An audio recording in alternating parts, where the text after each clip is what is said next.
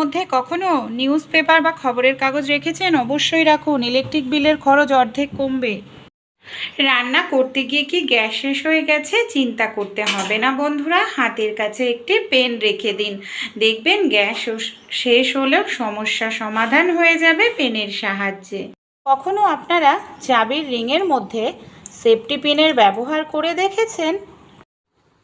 লঙ্কা আমরা কম বেশি তো প্রত্যেকেই খেয়ে থাকি তরকারিতে। অনেক সময় দেখবেন যখন আমরা মহিলারা লঙ্কা কাটি বা শিলনোড়াতে লঙ্কা বাটি বা লঙ্কা জাতীয় জিনিস যখন আমাদের হাতে লাগে, দেখা যায় হাতটা খুব জ্বালা করতে থাকে। আর আমরা জ্বালাটা কমানোর জন্য সাবান দিয়ে বারবার হাত ধুলেও দেখা যায় যে জ্বালা ভাবটা কমতে চায় না। তখন আপনারা এই ছোট্ট টিপসটি অ্যাপ্লাই করতে ভুলবেন না। সামান্য পরিমাণে একটু সাদা কালারের টুথপেস্ট নিয়ে নেবেন। তারপর যেখানে আপনাদের লঙ্কার কারণে জ্বালা করছে সেই জায়গাটায় টুথপেস্টটাকে লাগিয়ে খুব ভালো করে এইভাবে একটু ডলতে থাকুন। তাহলেই দেখবেন কত সহজেই আপনাদের যে জায়গায় লঙ্কার কারণে জ্বালা করছিল সেই জ্বালা ভাবটা দূর হয়ে যাবে। নর্মাল জল দিয়ে আপনারা হাতটাকে ধুয়ে নিন, সেকেন্ডের মধ্যেই কিন্তু আপনারা আরাম পেয়ে যাবেন। সরষে বাটার তরকারি তারপরে এই যে স্মার্ট টিভি, এই টিভি খারাপ হয়ে গেলে সারাই করতে যা, নতুন টিভি কেনা হয়ে যাবে। তরকারি খেলে গ্যাস অম্বল হয়ে যায় বলে, গলা খুব জ্বালা করে বলে অনেকে পছন্দ করলেও খায় না। তাই সরষে পেস্ট করার পর খুব ভালো করে আপনারা এইভাবে সামান্য পরিমাণে জল দিয়ে একটু পাতলা করে নিন। আমাদের বাড়িতে যে চা ছাঁকনি থাকে, চা ছাঁকনি দিয়ে সরষের পেস্টটাকে খুব ভালো করে এইভাবে ছেঁকে নিন। এইভাবে ছেঁকে নিলেই দেখবেন সরষের যে খোসা বা যে ছিবড়াটা আছে সেটা কিন্তু খুব সহজেই আলাদা হয়ে যাবে। আর এই খোসা কারণেই কিন্তু আমাদের সর্ষে বাটার তরকারি খেলে গ্যাস অম্বল হয়, কারণ সর্ষের পেস্টটা সহজে হজম হতে চায় না। তাই এইভাবে ছেঁকে নেওয়ার পর আপনারা তরকারির মধ্যে দিলে তরকারির কালারও ভালো হবে, এমনকি সর্ষে বাটার তরকারি খেলে গ্যাস অম্বলও হবে না। অনেক সময় আমাদের বাড়িতে যে চাবির রিং আমরা ব্যবহার করে থাকি, সমস্যাটা কি হয়, নতুন কোনো চাবি হয়তো ভেতরে ঢোকাতে যাব, দেখা যায় চাবির রিংটা এতটাই টাইট থাকে যে নখ দিয়েও টানাটানি করেও খোলা যায় না বা হাতে নখে ব্যথা লেগে যায়। তাই ছোট্ট একটি টিপস অ্যাপ্লাই করলে যে কোনো চাবি সহজে যে কোনো চাবি আমরা ঢোকাতেও পারবো, বের করতেও পারবো, একটি সেফটি পিন যদি হাতের কাছে থাকে। কিভাবে আমরা চাবির রিংয়ের মধ্যে চাবিটাকে ঢোকাবো? নখও ব্যবহার করতে হবে না। যেখানে চাবির রিংটা ঢোকানোর জায়গাটা, সেই জায়গাটায় এইভাবে একটি সেফটি পিন ঢুকিয়ে নিতে হবে। এই দেখুন দেখাচ্ছি, সেফটি পিনটা ঢোকালেই দেখবেন কতটা ফাঁকা হয়ে যাচ্ছে। এই দেখতে পাচ্ছেন, এই দেখুন কতটা ফাঁকা হয়ে গেছে। চাবিটা রিংটা ঢোকানোর জন্য যথেষ্ট ফাঁকা হয়েছে। এবার আমরা কি করব, যে চাবিটা আমরা ঢোকাতে চাই সেই চাবিটা এইভাবে রিংয়ের মধ্যে ঢুকিয়ে নেব। এই যে চাবিটা রিংয়ের মধ্যে ঢুকিয়ে নেওয়ার পর আমরা কি করব, সেফটি পিনটাকে বের করে দিলাম। তারপরেই দেখুন চাবিটা এখানে কত সহজেই রিংয়ের মধ্যে ঢুকে গেল। এই যে পুরো চাবিটাই রিংয়ের মধ্যে। আমাদের বাড়িতে এই ধরনের অনেক পুরনো গেঞ্জি থাকে, ফুটো হয়ে গেছে, ছিঁড়ে গেছে, ব্যবহার করা হয় না। তাই এই ধরনের গেঞ্জি দিয়েই খুব সুন্দর একটি জিনিস তৈরি করে নেওয়া যেতে পারে। এখানে পুরনো একটি গেঞ্জি দেখুন আমি উল্টো করে নিয়েছি। এবার আমি কি ব্যবহার করব, আমাদের বাড়িতে যে এই ধরনের বসার টুলগুলো থাকে না, দেখবেন ফেটে যায়, হয়তো কোথাও রং উঠে যায়, তাই এই ধরনের বসার টুল আমি দেখুন নিয়ে নিয়েছি। এবার আমি কি করব, যে গেঞ্জিটাকে আমি উল্টো করে উল্টো করে নিয়েছিলাম, সেই গেঞ্জিটাকে উল্টো অবস্থাতে এইভাবে পরিয়ে নেব। বসার টুল, বড় বড় যে টুল হয় সেটার মধ্যেও আপনারা এইভাবে পরিয়ে নিতে পারেন, মানে উল্টো দিকটা যাতে ভেতরে থাকে সেটা খেয়াল রাখতে হবে। এইভাবে দেখুন পুরো টুলটার মধ্যেই আমি গেঞ্জিটার গলাটাকে ঠিক মাঝখানটায় দেব আর টুলটাকে ভালো করে এইভাবে পরিয়ে নিলাম। এবার গেঞ্জিটাকে উল্টো করে নিচ্ছি, মানে টুলটাকে উল্টো করে নিচ্ছি। আর গেঞ্জির যে বাকি কাপড়টা আছে সেটাকে দেখুন এইভাবে টুলটা যেটা আছে তার ভেতরের দিকটায় ঢুকিয়ে দিলাম। দেখুন তাহলে কত সুন্দর এখানে একটি বাস্কেট তৈরি হয়ে গেল। পুরনো গেঞ্জিটাও কাজে লেগে গেল, এই দেখুন, আর পুরনো টুলটাও। কি কাজে এই বাস্কেটটা আমরা ব্যবহার করব চলুন দেখি। অনেক সময় কি হয়, আমাদের বাড়িতে যে নোংরা জামা কাপড়গুলো থাকে এখানে সেখানে রেখে দিলে ঘরটাও নোংরা হয়, আর যখন আমরা জামা কাপড় কাচতে যাই দেখা যায় খোঁজাখুঁজি করতে লাগে। তাই এইভাবে নোংরা জামা কাপড়গুলো আমরা বাস্কেটের মধ্যে রাখতে পারি। এই ধরনের অনলাইনে বাস্কেট কিনতে পাওয়া যায়, যেটা অনেকটাই দাম দিয়ে কিনতে হয়। বাড়িতেই দেখুন কত সুন্দর তৈরি করে নিতে পারি। আপনারাও পুরনো টুল থাকলে, নষ্ট হয়ে যাওয়া টুল, পুরনো গেঞ্জি থাকলে এই ধরনের বাস্কেট তৈরি করে নিতে পারে। গ্যাস সিলিন্ডারে কখনো আপনারা পেনের ব্যবহার করে দেখেছেন? কেন গ্যাসের সিলিন্ডারে পেনের ব্যবহার করব। রান্না করতে করতে অনেক সময় দেখা যায় আমাদের গ্যাস শেষ হয়ে যায়, তখন আমাদের নতুন গ্যাসের সিলিন্ডার আবার ওভেনের সঙ্গে সেট করতে লাগে। কিন্তু সমস্যাটা কি হয়, গ্যাসের সিলিন্ডারের এই ক্যাপটি খোলা নিয়ে অনেক সময় দড়ি ধরে টানাটানি করতে লাগে, শক্তি প্রেসারের প্রয়োজন পড়ে। বাড়িতে যদি বয়স্ক মারা থাকে তাদের জন্য এই কাজটি খুবই কষ্টকর হয়ে পড়ে। তা আমাদের বাড়িতে প্রত্যেকেরই পেন থাকেই। পেনের এই ক্যাপটিকে খুলে নিন। এখানে আমাদের পেনের ক্যাপের প্রয়োজন হবে। পেনের ক্যাপটিকে দেখুন কি করছি, এই যে গ্যাসের সিলিন্ডারের যে আংটাটা রয়েছে এইভাবে পেনের ক্যাপটিকে ঢুকিয়ে দিলাম। আর ঢুকিয়ে দেওয়ার সঙ্গে সঙ্গে দেখুন এটা কিন্তু ঢেলা হয়ে যাচ্ছে কতটা। কোনো রকম শক্তির প্রেসারের প্রয়োজন নেই। এইভাবে ওপর থেকে টান দিলেই সহজেই গ্যাসের সিলিন্ডারটা খুলে ফেলা যাবে ক্যাপটি। ভালো লাগলে আইডিয়াটি ট্রাই করে অবশ্যই দেখবেন।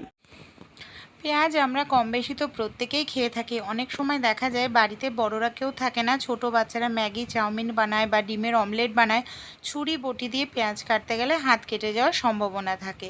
তাই আমাদের বাড়িতে যদি এই ধরনের পুরনো কোনো আলু ম্যাশার থাকে বা যে কোনো ম্যাশার থাকে সেটা নিয়ে নিন। সেটার সাহায্যেও কিন্তু কোনো রকম ছুরি বটি ছাড়াই আপনারা পেঁয়াজ কেটে নিতে পারবেন। এই দেখুন আমি পেঁয়াজটা আপনাদের কেটেও দেখাচ্ছি।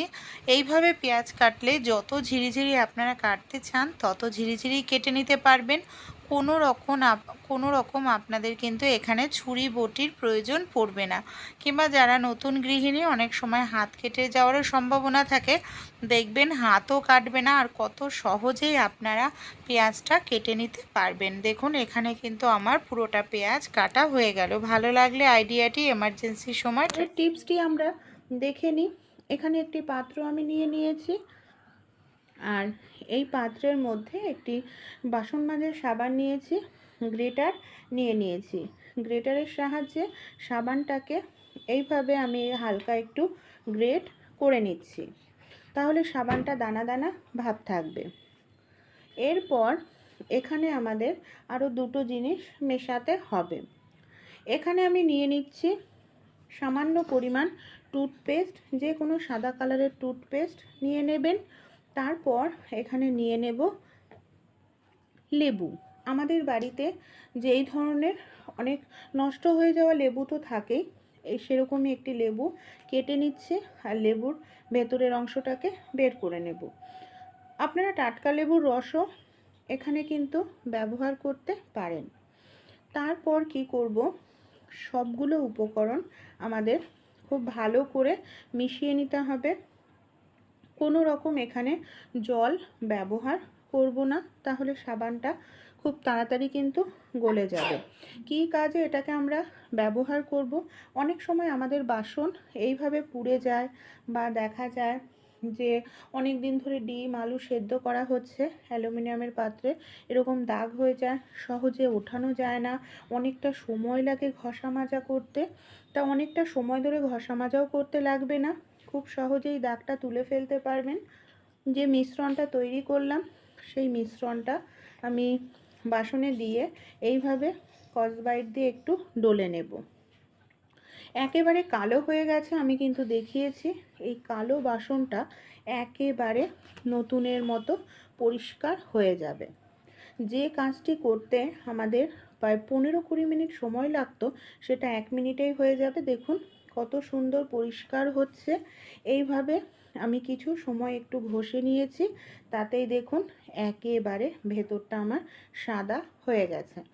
এবার আমি আপনাদের নর্মাল জল দিয়ে ধুয়ে দেখাবো যে কেমন সুন্দর পরিষ্কার হলো। একেবারে দেখুন কোনো রকম কালো ভাব নেই, নতুন অবস্থায় যেরকম চকচক করতে থাকে সেরকমই পরিষ্কার হয়েছে। আইডিয়া বা টিপসটি যদি আপনাদের ভালো লেগে থাকে অবশ্যই আপনারাও ট্রাই করে দেখবেন। খবরের কাগজ আমাদের প্রত্যেকের বাড়িতে কিন্তু থাকেই বন্ধুরা। এখানে দেখুন আমি কিছুটা পরিমাণ খবরের কাগজ, যে কোনো খবরের কাগজ এইভাবে ছিঁড়ে নিয়ে নিচ্ছি।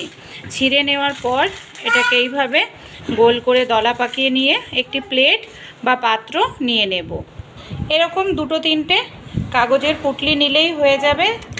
এবার আমরা কি করব, আমাদের বাড়িতে যে ভিনিগার থাকে, সামান্য পরিমাণে একটু ভিনিগার দিয়ে দিলাম। ভিনিগারের মধ্যে এইভাবে খবরের কাগজটাকে ভালো করে এই দেখুন ভিজিয়ে নিচ্ছি। এই যে এইভাবে ভিজিয়ে নিতে হবে। কি কাজে ব্যবহার করব চলুন দেখে নিই। অনেক সময় দেখা যায় ফ্রিজ থেকে ভীষণ বাজে দুর্গন্ধ বের হতে থাকে। রোজ রোজ হয়তো ফ্রিজ পরিষ্কার করা কারোর পক্ষেই সম্ভব হয় না, তাই এইভাবে খবরের কাগজে ভিনিগার মিশিয়ে রেখে কোনো কোনায় রেখে দিন। ফ্রিজের মধ্যে যত বাজে খাবারের গন্ধ থাকুক বা যে কোনো দুর্গন্ধই খবরের কাগজ, নিউজ পেপার বা ভিনিগার অ্যাবজর্ব করে নেবে। এতে কি হবে, ফ্রিজ আপনাদের পরিষ্কার থাকবে। অবশ্যই কিন্তু এটা আপনারা 5-6 দিন পর পর চেঞ্জ করে নেবেন। ফ্রিজ আমরা কম বেশি প্রত্যেকেই বন্ধুরা কিন্তু ব্যবহার করে থাকি। অনেক সময় দেখা যায় আমাদের বাড়িতে ফ্রিজের ইলেকট্রিক বিলটা অনেকটাই বেশি আসতে থাকে। আমরা বুঝে পারি না যে ইলেকট্রিক বিলটা কেন এতটা বেশি আসছে। আমরা দেখা যায় যে খাবারগুলো বাইরে রাখলেও ভালো থাকে সেই খাবারগুলো ফ্রিজে রাখি। এর ফলে ফ্রিজকে অনেকটা কাজ করতে হয়, তার ফলেও কিন্তু ইলেকট্রিক বিলের খরচ বেশি আসে। আর লিকুইড জিনিস অনেক সময় আমরা কি করি, খোলা রেখে দিই। বেশিক্ষণ লিকুইড জিনিস, ফ্রিজে দুধ বা কোল্ড ড্রিঙ্কস খোলা রেখে দিলে দেখবেন এতে ইলেকট্রিক বিলের খরচটা বেশি আসে, কারণ ফ্রিজকে ঠান্ডা করতে বেশি পরিমাণে কাজ করতে হয়। অনেক সময় ফ্রিজের দরজায় যে রাবারটা থাকে না, এই রাবারটা দেখা যায় ঢেলা হয়ে যায়। আর এই রাবারটা যদি ঢেলা হয়ে যায়, কন্টিনিউ ঠান্ডা হাওয়া ফ্রিজের থেকে বের হতে থাকে। কন্টিনিউ ঠান্ডা হাওয়া বের হলে, তাই এটা আমরা কিভাবে বুঝবো যে ফ্রিজের এই যে দরজায় রাবারটা থাকে সেটা দিয়ে কন্টিনিউ ঠান্ডা হাওয়া বের হচ্ছে কি না। আমাদের প্রত্যেকের বাড়িতেই ফোন থাকে, ফোনে টর্চ থাকে। এর জন্য আমাদের ছোট্ট একটি কাজ করতে হবে, ফোনের এইভাবে টর্চটাকে অন করে নিতে হবে। টর্চটাকে দেখুন আমি ফোনের টর্চটাকে এই যে অন করে নিয়েছি, আর ফোনটাকে এইভাবে রাখবো। রেখে আমরা কি করব, দরজাটা বন্ধ করব। আর আমরা দেখতে থাকবো যে আমরা ফোনটাকে রেখেছি তার আলোটা কোনোভাবেই বাইরে আসছে কি না। তা এখানে আমার আলোটা কিন্তু কোনোভাবেই বাইরে আসছে না। এইভাবে আপনারা চেক করে নিতে পারেন, সহজেই বুঝে যাবেন যে আপনাদের যে রাবারটি, এই যে রাবারটি আছে দরজায়, এটা ঢেলা হয়েছে কি না। এটা এই পদ্ধতিতে সবচেয়ে সহজেই বোঝা যায়। আর যদি ঢেলা হয়ে থাকে, আলোটা বাইরে বের হয়, তাহলে আপনারা অবশ্যই রাবারটা চেঞ্জ করবেন, না হলে ইলেকট্রিক বিলের খরচ বাড়তেই থাকবে।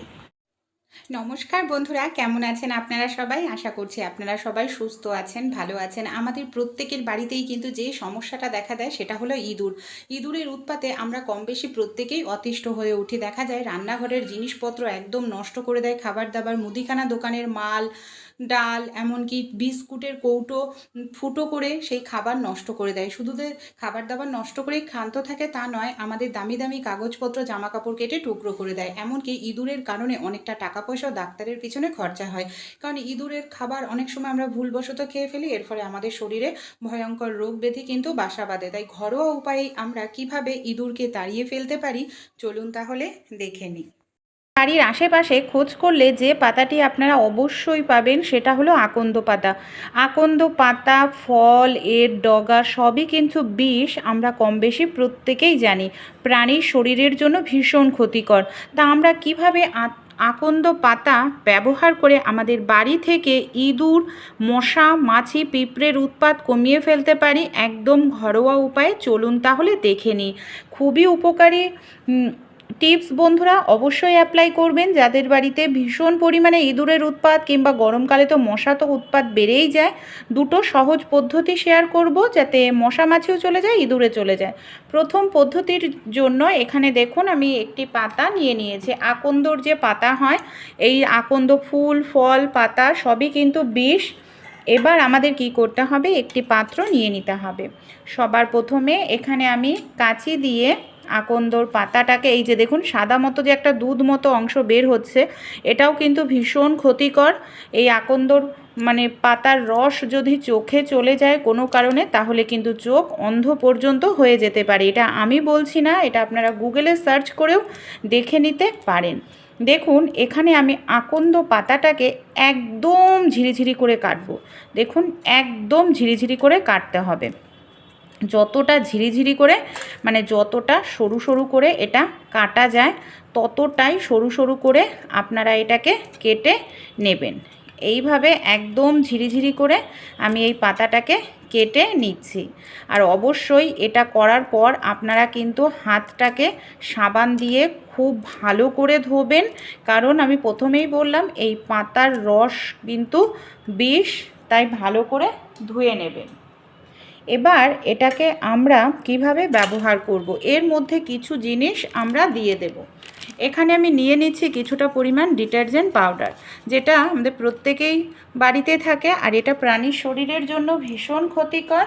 এরপর এর মধ্যে আরও একটি জিনিস আমি ব্যবহার করব, সেটা হলো একদম ঝাল দেখে লঙ্কার গুঁড়ো। এখানে আপনারা কাঁচা লঙ্কাও নিতে পারেন, কিন্তু অবশ্যই একটু ঝাল দেখে নেবেন। তাহলে কি হবে, ইঁদুর যদি বাড়িতে আসে অবশ্যই এটা খেলে কিন্তু সঙ্গে সঙ্গে ইঁদুর পালিয়ে যাবে, কারণ এতে ডিটারজেন্ট পাউডার ব্যবহার করা হয়েছে। এখানে আমি নিয়ে নিচ্ছি ডেটল। ডেটল আমাদের প্রাণীর শরীরের জন্য ক্ষতিকর, এটা আমরা জানি।